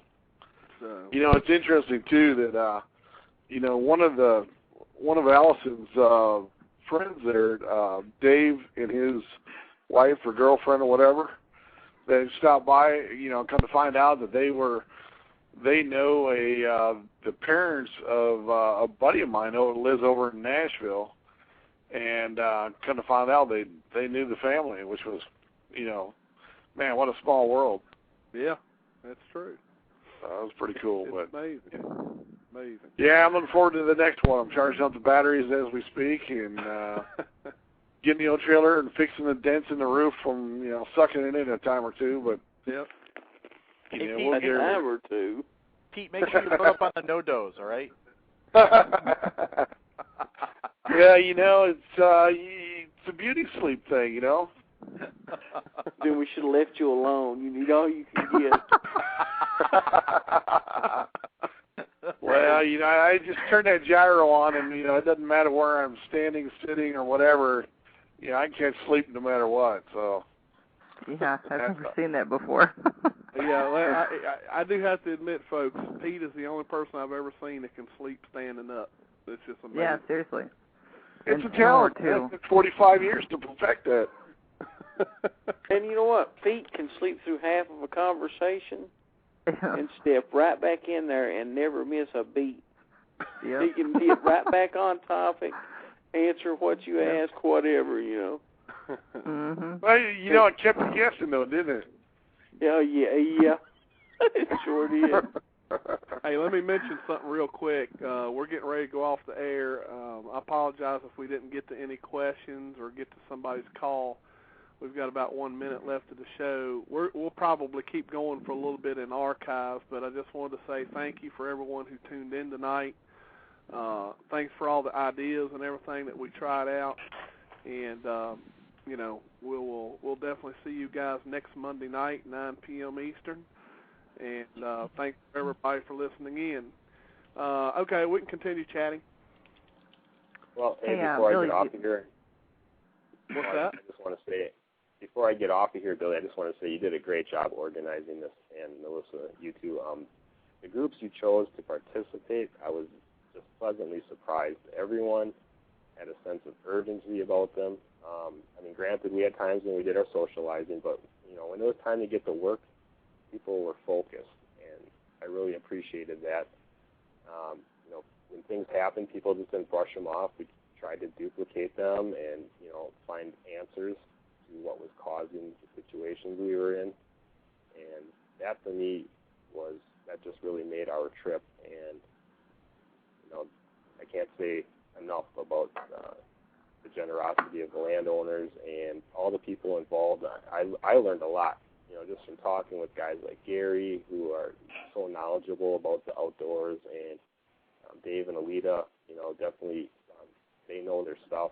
And so just, being able to converse with these people was really eye-opening, and just a privilege to be able to meet and conduct research with some of the participants. So, yep. We had a great time. Well, we appreciate you and Tim too, Toby. So, yeah, we really do. Sure do. Mike, do you want to try to get to those questions? I don't know how many you've had there in your final tally, but we can try. If everybody can hang out, we'll try to answer them. Yeah, well, we got quite a few here. We got quite a list. I try to blow through them quick and do as many as we can here. Okay. Okay, let me go in order. I'll start at the top. I'll try to go through these quickly. Ironside asked, did we get trail cam photos? Now, I know some photos were taken, and I know some of them were of us, of course, walking in front of the cameras. But you guys spoke earlier about that picture that Bruce was looking at from somebody else. Yeah, that was from an adjacent property. Right. Game camera photo, but the game cameras that we had set up, we didn't get anything that was of any major interest for what we're looking for. So the answer to that would be no. We did not get anything on our game cameras that was of interest. What was the other picture posted on the web page, Billy? The one from the which one? game camp? The one that Bruce got off the computer? No, not yet. I think Bruce probably has forgotten to email it to me. No, Billy, I emailed it to you right from base camp. Did you really? Yeah, it was 5 megs, so maybe your email couldn't accept it. I don't know, but no. I can accept up to 20 megs. How can he not email it to you from base camp? He had the king size couch with the chinchilla fur blankets. Okay, Gary. Yeah, we were waiting for the helicopter to land any time, man. Oh yeah, Hugh Hefner step off and. Wait, what I found peculiar is I didn't have Wi-Fi until you got there, Bruce. Yeah. What was going on with that? All of a sudden I had a Wi-Fi signal after you showed up.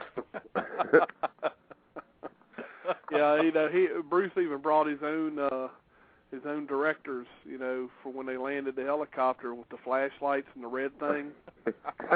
Yeah, the ground guys, yeah. I think that was for Oreo deliveries only, though, I believe. Hey, Billy. Oh man. Yeah. Speaking of that picture, Polypodium had asked, is that photo somewhere where we can see it? You going to be posting that other photo? Yeah, we will. Yeah, we will eventually post it. I do want to look at it and try to examine it a little bit closer here to see if I can make anything else out on it. I might even go back up to the site later on and try to take some measurements and stuff that we didn't get to do. But I'll let everybody know on that because I'm sure Pete and JC or somebody might want to join me on that. Right. So I'll, but we probably will put it up soon. The American Bigfoot Society is going to be putting out a report on the expedition, and we'll probably just include it within that report. So okay, so it'll be up on the ABS site in the future. Yeah, probably. I would say give us at least a month, wouldn't you say, Wayne? Probably something like that. Yeah, and we're going to send all the groups, a copy of everything too. So each individual organization has a copy of the report as well. Yeah. Probably, maybe before we even post it anywhere. So. Right. You guys will get to look at it beforehand. Right. All right, that sounds good. Hey, we should all give special thanks to Pete too for bringing the audio blasting equipment. Oh yeah, really, definitely. Very cool. No problem. And speaking of the worked out great. We could hear that thing, that the first night Tim and I were probably a mile and a half away, and we could out there. And, oh, yeah. Yep. That's good. Your trailer, wow. I don't know, do you guys have any pictures of that trailer? Oh, yeah. Very cool. Okay. Oh, yeah. And I'll trust me, I'll put that on. That'll be all on the documentary that I'm making. The one with the microwave? Yeah. Microwave, the microwave, exactly. Hey, thank God for Pete's electrical outlets for recharging radios and shit, though. Yeah. That really came in handy. Yep, that's for sure. Thank you, Pete. Yeah, no problem, man. Thanks, Pete. That was fun. Speaking about the and coal then, of course, we can't forget Mike.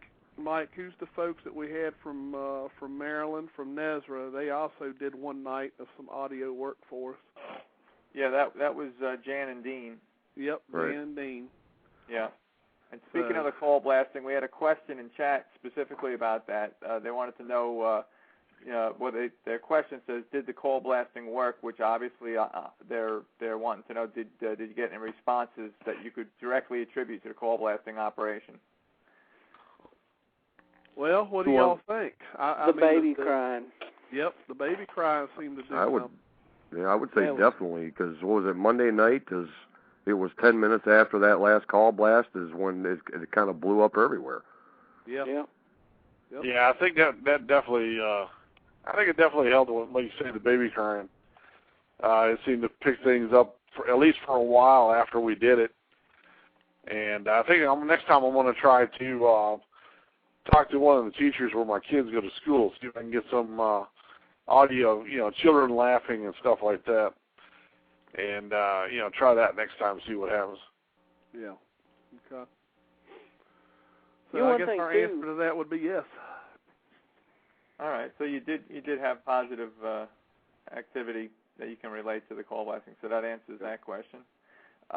We had two other questions that were kind of already answered already, but Indy, before he called in, had asked about the the splinter in the foot incident, but we already went over that, being that he called in. And Brandon, Squatchin 540, said tell Tim or Toby to mention the glow stick, but that was already mentioned when Gary was talking. Alita says, what happened Friday and Saturday night after we left? Let's see. I think it was, there was a few of us that, let's see, I'm trying to think here. That was Saturday night, wasn't it? We heard that loud scream out there in the woods. Right before the monsoon kicked in. Yep. Yeah. And that was, Toby, that scream was back towards... It's kind of like one of those classic screams, too. Yes, it did. And that was back towards where you guys were sleeping there at the beginning of the week, Toby. Yep. That's right. It was back in that corner of the woods. Yep. And Friday night is the night when John and Melissa saw the what appeared to be eye shine. That was Friday night while we were doing the live show with Bob Coyne. Yep. Yep. Oh, and there's something I forgot to mention to you all. Both of that particular night, if y'all remember, we heard that strange what we figured was like maybe a tomcat or something, right, kind of behind us, and then of course we heard that scream that we're talking about later on. Well, I have to mention this because I didn't really think about it until recently. But my wife, and people, that's as rare as having a Bigfoot sighting for my wife to come out to one of these functions. She sat there behind me, and she got my attention at one point and told me, she says, you need to start paying attention behind us. Now, she told me this before we ever started hearing that cat sound. Oh, yeah. She kept telling me, she says, focus your attention back here, and then I started hearing it. And then later that night when we heard that scream, I didn't tell you all this, but she told me, she started pointing. She said, you need to focus your attention over there, and that's when I started hearing the screams over there. So either she heard something prior to us ever hearing it, or she's just good, so we might have to start bringing her to all of them. Yeah, there you go. She may be a good barometer, man. Intuition. Me and Brandon had that sighting of that cougar back on what would have been the back side of our camp on the haunted trail ride part or whatever you want to call it back there. Right.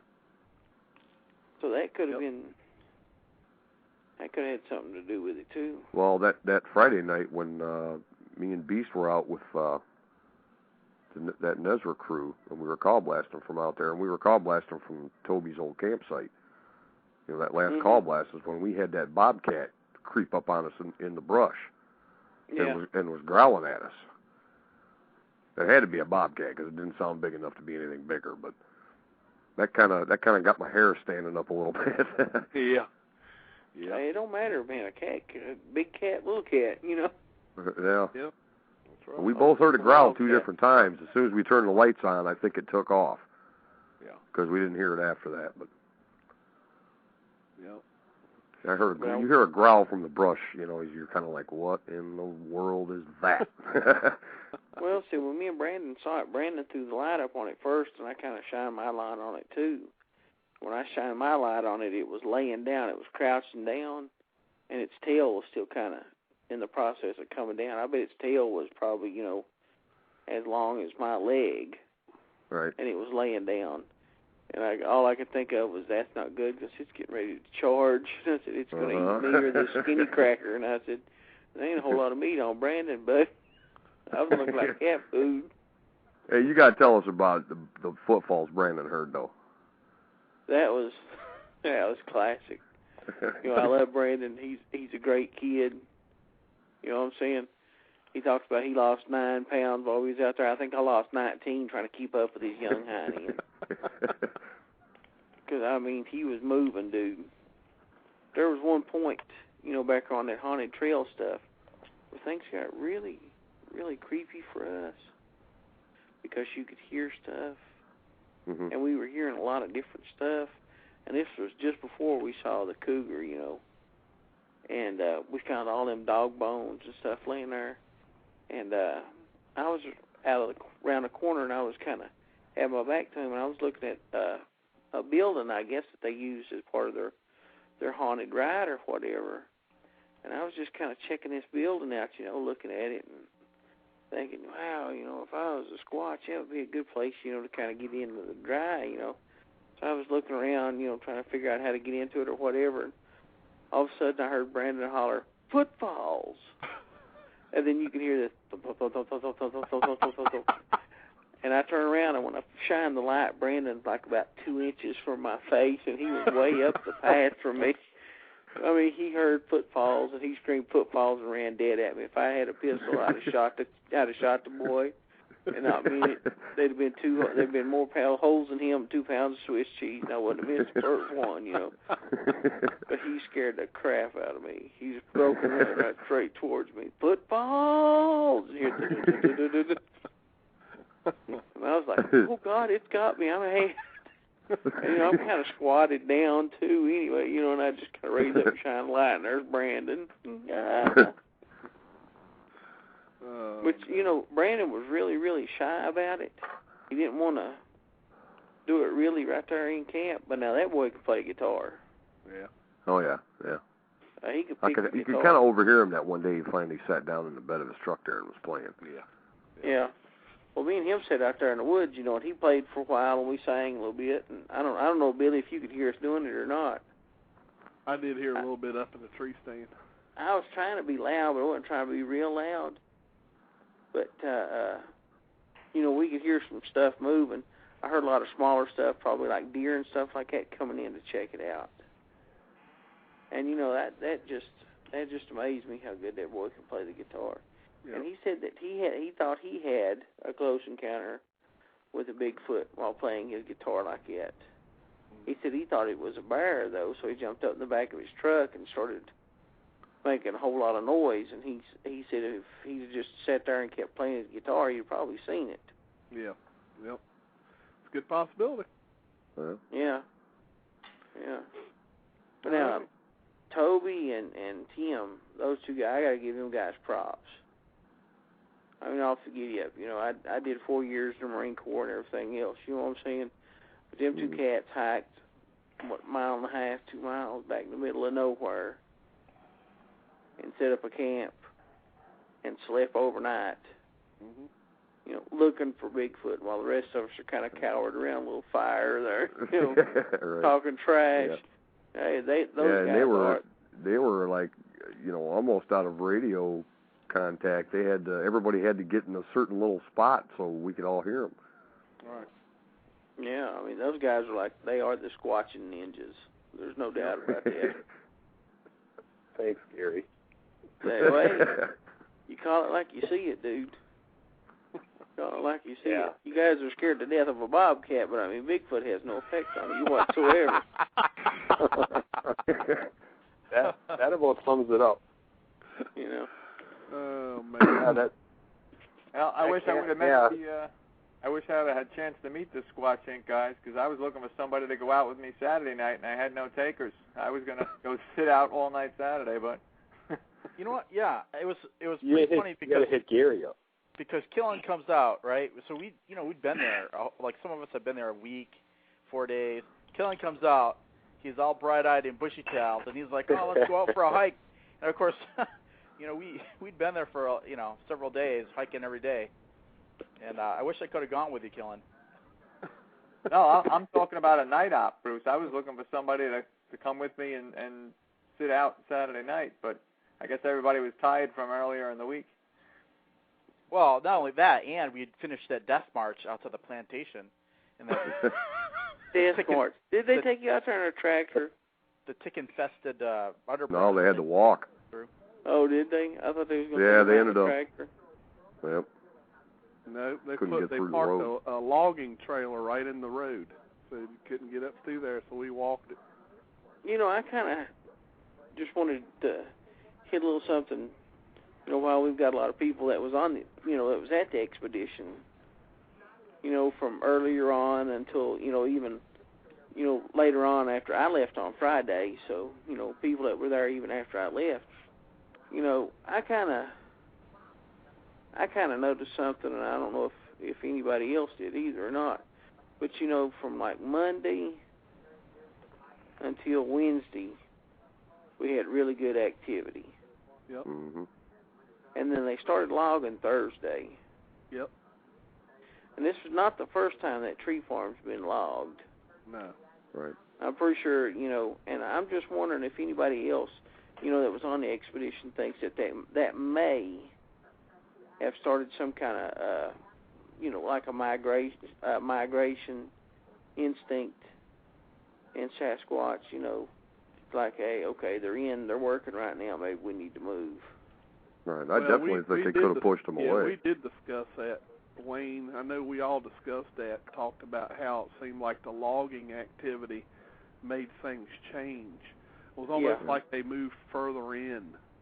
Yeah. Because we still heard vocalizations, but they were far off. Right. And I think too, they live further in anyway, Billy. I think that they just come to that area out of curiosity. I think that they actually live deeper in there, anyway. And I agree with that too, Allie. There's somebody else that will agree with you on that will be Tom L. Mm-hmm. The first thing Tom had mentioned to me when we were out in the woods, and I'm sure he said something to Wayne too, is he was surprised at what he called the lack of these stick structures that we usually find. He didn't find anything that he would consider any kind of a strange structure, and right. And I didn't either.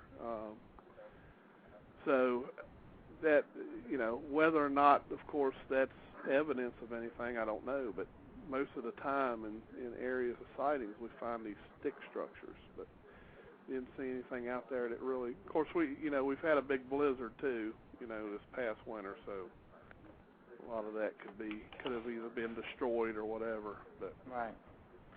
I just think there's too much activity up close. I think, like I say, it comes out of curiosity. I mean, like I told you, every vocalization that we've heard or the sighting that we had, it's always been when there were kids there, and I think it is they're looking at a curiosity, but I think it actually lives up in that 2,000-acre thicket. Yep. Well, if you think about it, if let's say they are in there, and they have ample opportunity to come and surveil your property there with the lake. I mean, there's multiple trails, easy access to it. Inside the tree farm, it's rather easy to move around without making a whole heck of a lot of noise. There's the areas where the scrub or the new growth on the outskirts of the tree farm. I mean, it's thick in those spots, but I mean, if they wanted to come up and get close to, what you and your family are doing there, it'd be pretty simple for them to do that, especially at night. The floor of that was just littered with pine needles, which cushion your steps. I mean, you could move through there without making hardly any noise, especially if you're not human. Yeah. We made a bunch of noise just because we're stupid. Being a veteran of the old strip mining here in Southwest Virginia, whenever you cut down trees like that, within a year or two, you'd be amazed at the vegetation that grows back. Oh, yeah. And I mean, it's a lot of raspberries, it's a lot of edible stuff. Right. So, maybe it wouldn't be a bad idea to go back in a year or two. Right. You know what I'm saying? Yep. Oh, yeah. I mean, when you take out trees like that, that just lets the sun hit the earth floor, and all new types of food sources start producing. Yeah. Not only does it be a viable food source for Bigfoot, but all the other animals around in the area, too, which could also become viable food sources. Right. Yep. That's why Saturday night was so aggravating, because it was just starting to warm up back there. You could hear them. And then the rain hit. It wasn't 10 minutes later. And you can't hear nothing when it's raining, plus everything's getting wet anyway. Right. Wayne, didn't you see something run across the road at one point? I don't know what I seen. I'm still not sure what I actually seen. Like I told you guys when it happened, it didn't look like a figure. It looked like a wall of blackness went across the road, and I could even see it through the tops of the trees. It's the strangest thing I've ever seen. I've never seen anything like that before in my life. I don't know what it was. I have no idea. I even closed my eyes and shook my head afterwards because I didn't know if I was seeing things or what was going on. But I know I seen it. Right. But I don't know what it was. It surely didn't look like a figure at all. It just looked like some kind of a wall. But it was definitely odd. Was this with just your bare eyes or through night vision or? No, it's just with my bare eyes. Wow. And that was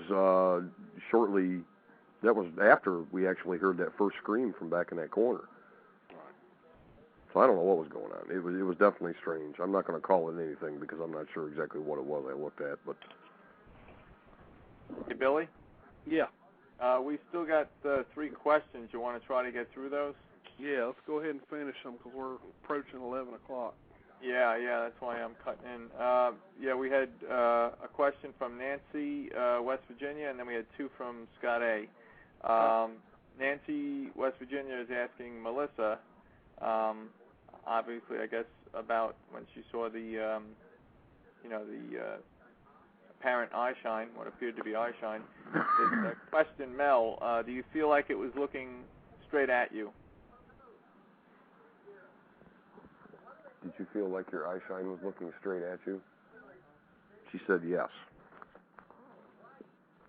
Okay. All right. Then we had 2 questions here from Scott A. First one is kind of multi-part. He says, do you think your large group had an impact on activity? That's like part 1 of the question. Then he says, does this area get large groups, for other activities other than Bigfoot research?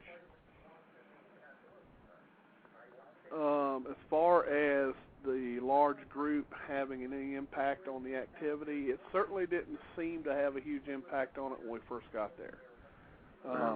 It seemed not a like negative they impact, were, no. It seemed like something was curious and wanted to know what was up because everything, just like Wayne said earlier, it just kind of took off his first few nights. As far as are there other large groups there other than Bigfoot research?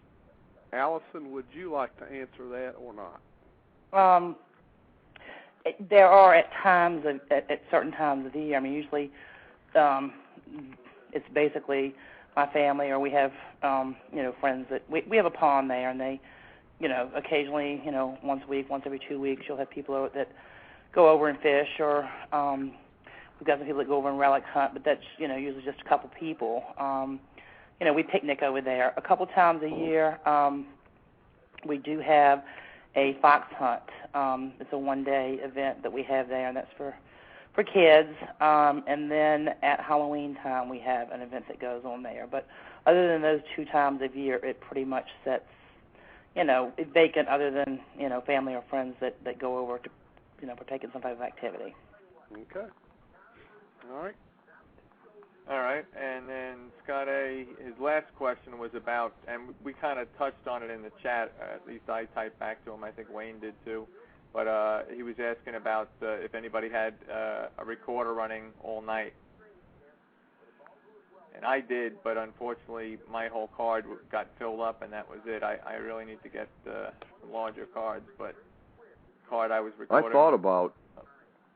thought about running a recorder all night, but I couldn't figure out where to put it to get the snoring out of all the recordings.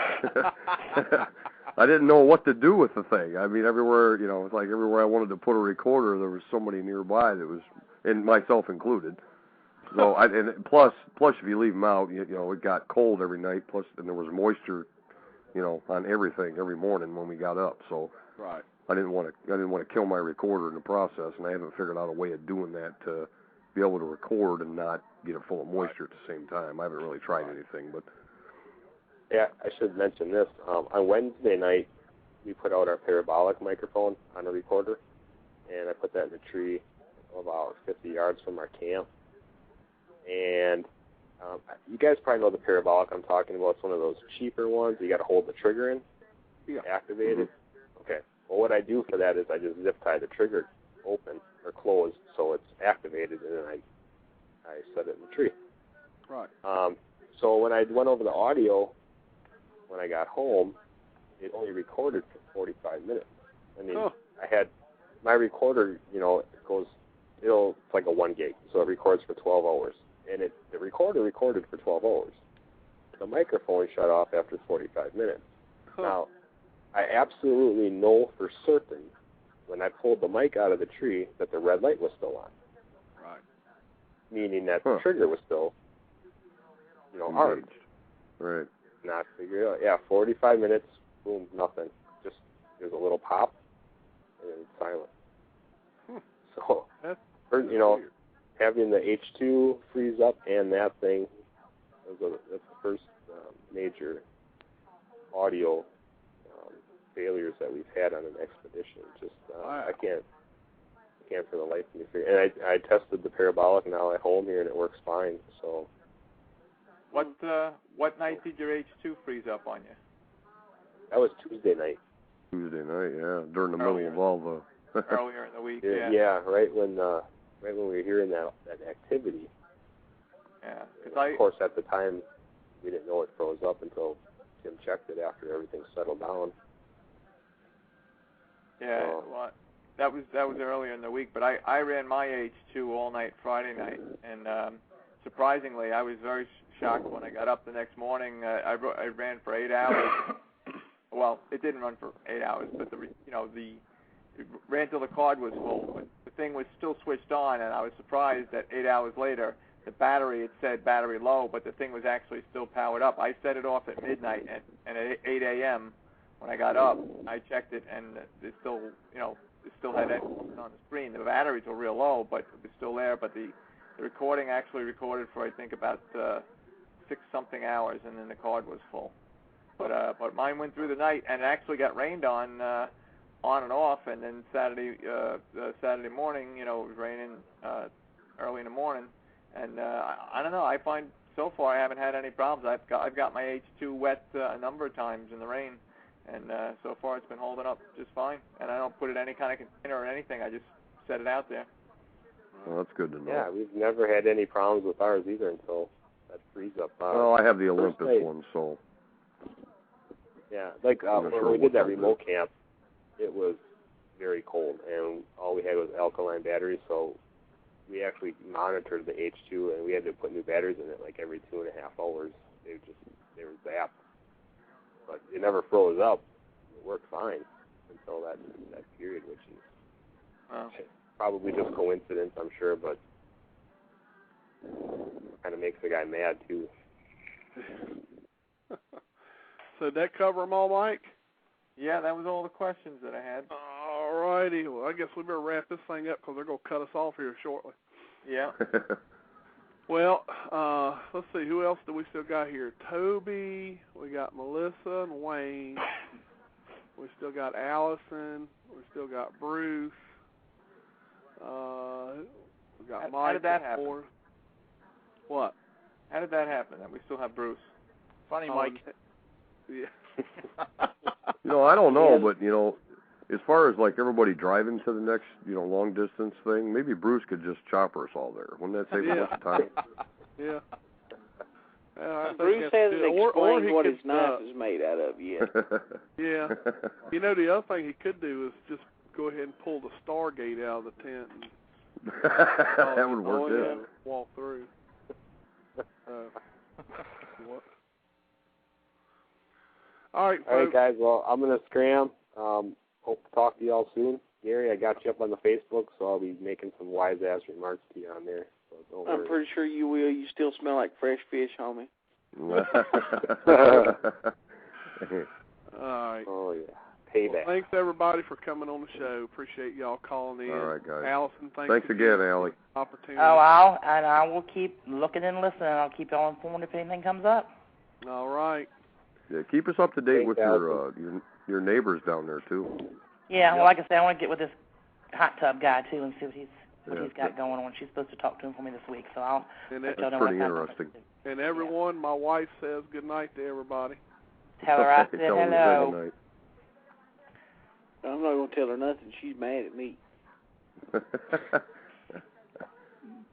But, I am going to go. Before I go, I just wanted to let everybody know, Toby, Tim, Wayne, Mama Bear, Allie, everybody, it was great meeting all y'all. And I just absolutely had a blast. And I just want to say I love each and every one of you. No, my husband's son wants you to come back up and go hunting with him. Do what? My husband and son think you're coming back up and go hunting with him this hunting season, so they don't. Well, I don't know if I can swing that. Mom was a little mad over the $55 tires. Well, keep in mind. We'll see. All right, well, I'm going to take us out of here. Y'all have a good evening, and thanks for everybody for calling in, and we'll see everybody next week, Monday night, 9 p.m. Eastern. Good night. All right, Billy. Bye, guys. Y'all take care. See you, Bruce. See you later, Gary. A legend passed down through the generations.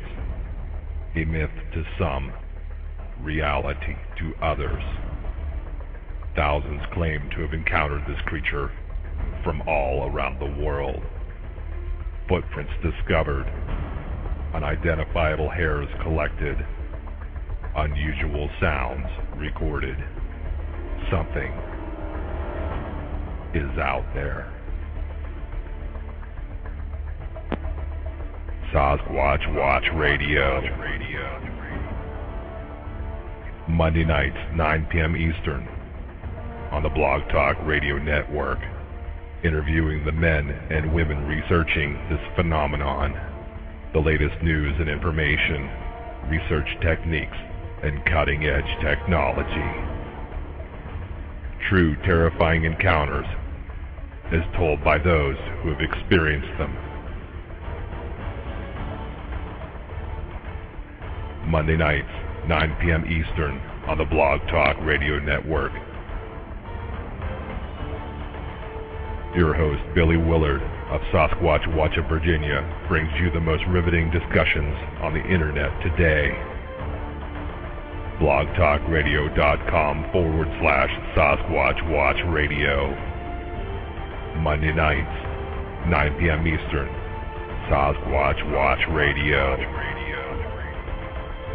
The truth is out there. Welcome to Sasquatch Watch Radio. Hello, it is Ryan, and we could all use an extra bright spot in our day, couldn't we? Just to make up for things like sitting in traffic, doing the dishes, counting your steps, you know, all the mundane stuff. That is why I'm such a big fan of Chumba Casino. Chumba Casino has all your favorite social casino-style games that you can play for free anytime, anywhere with daily bonuses. That should brighten your day a little. Actually, a lot. So sign up now at ChumbaCasino.com. That's ChumbaCasino.com. No purchase necessary. VGW Group. Void where prohibited by law. See terms and conditions. 18+.